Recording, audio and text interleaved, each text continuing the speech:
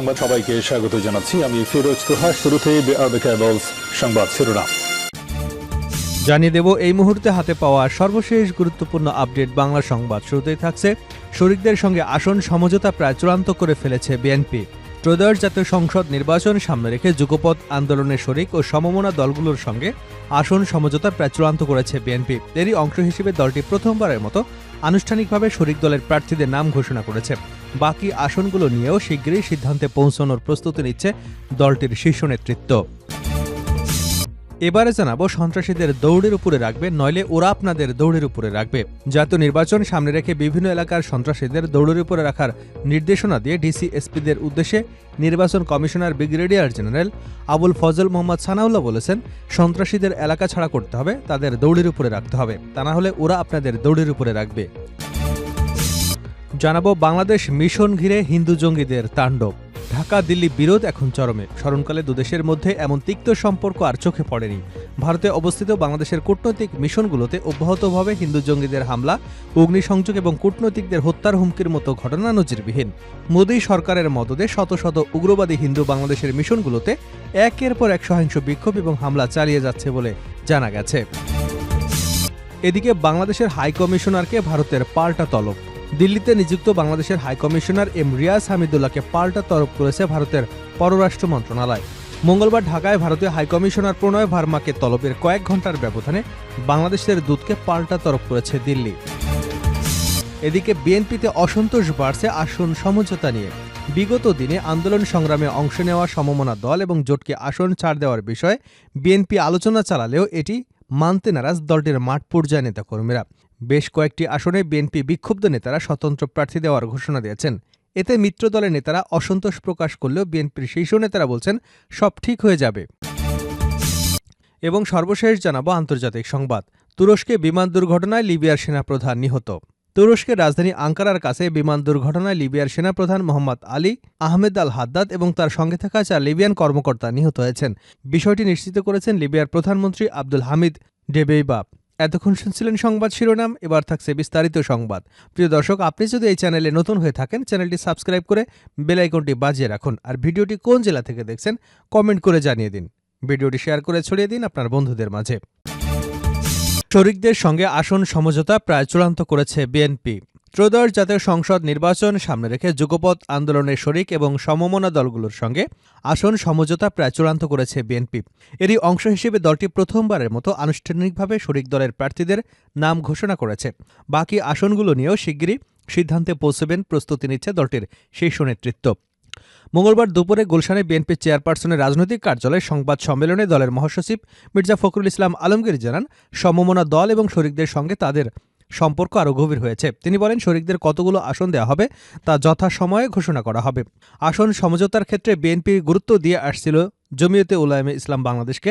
গতকাল সংবাদ সম্মেলনে মির্জা ফখরুল জানান, দলটির জন্য 4টি আসন ছেড়ে দেওয়া হয়েছে। সেখানে বিএনপির কোনো প্রার্থী থাকবে না।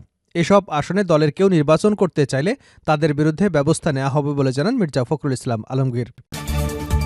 ডিসি এসপিদের ইসি সানাউল্লাহ, সন্ত্রাসীদের দৌড়ের উপরে রাখবেন, নইলে ওরা আপনাদের দৌড়ের উপরে রাখবে।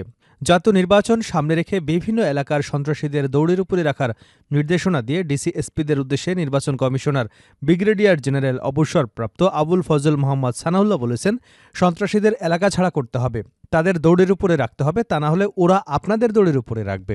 তিনি বলেন, শিগগিরই জয়েন্ট অপারেশন চালিত হবে।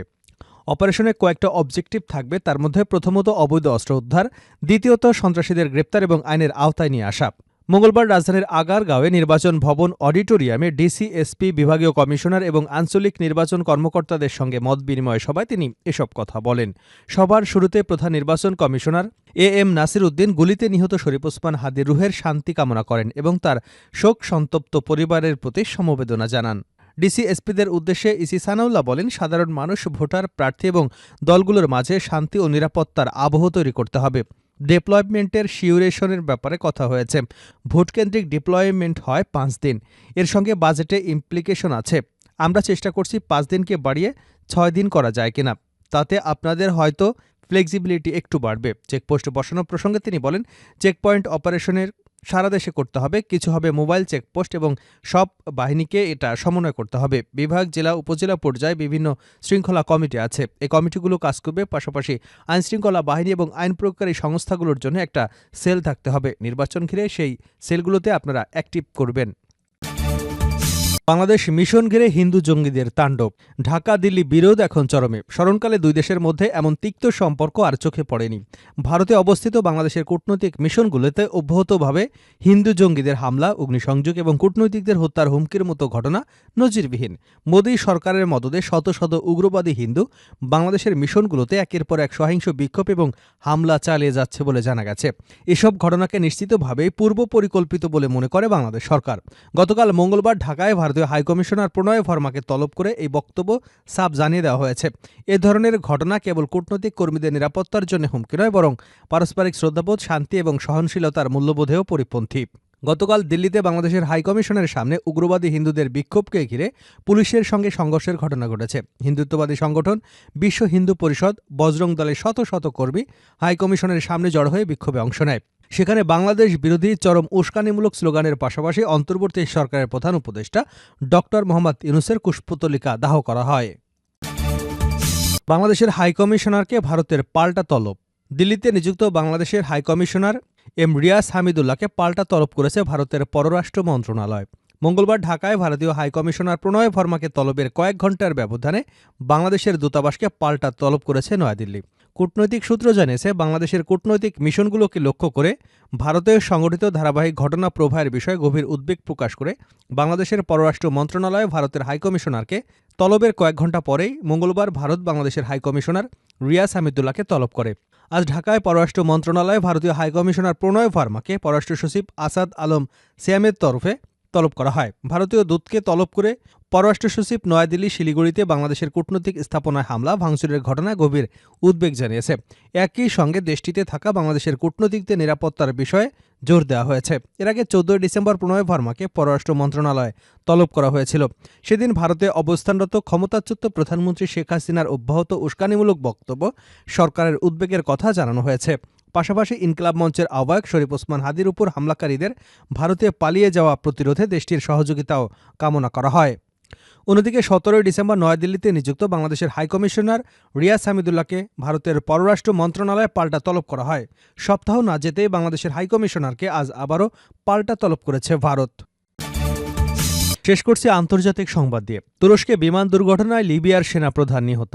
তুরস্কের রাজধানী আঙ্কারার কাছে বিমান দুর্ঘটনায় লিবিয়ার সেনাপ্রধান মোহাম্মদ আলী আহমেদ আল হাদ্দাদ এবং তার সঙ্গে থাকা 4 লিবিয়ান কর্মকর্তা নিহত হয়েছেন। বিষয়টি নিশ্চিত করেছেন লিবিয়ার প্রধানমন্ত্রী আব্দুল হামিদ ডেবাই।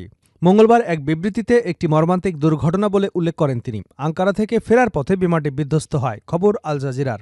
লিবিয়ার প্রধানমন্ত্রী আব্দুল হামিদ ডেবেইবা তার বিবৃতিতে বলেন, এই মর্মান্তিক দুর্ঘটনা জাতির, সামরিক প্রতিষ্ঠানের এবং সাধারণ মানুষের জন্য একটি বড় ক্ষতি। আমরা এমন ব্যক্তিদের হারালাম যারা আন্তরিকতা, দায়িত্ববোধ এবং দেশপ্রেমের সঙ্গে তাদের দেশকে সেবা করেছেন। দুর্ঘটনায় নিহত অন্যরা গ্রাউন্ড ফোর্সের chief of staff Al Fatouri, military manufacturing authority পরিচালক আব্দুল আল কাতাউ, আল হাদ্দাদের উপদেষ্টা মোহাম্মদ আল আসাউদিয়ার এবং military photographer Mohammad Omar Ahmed মাজবুব।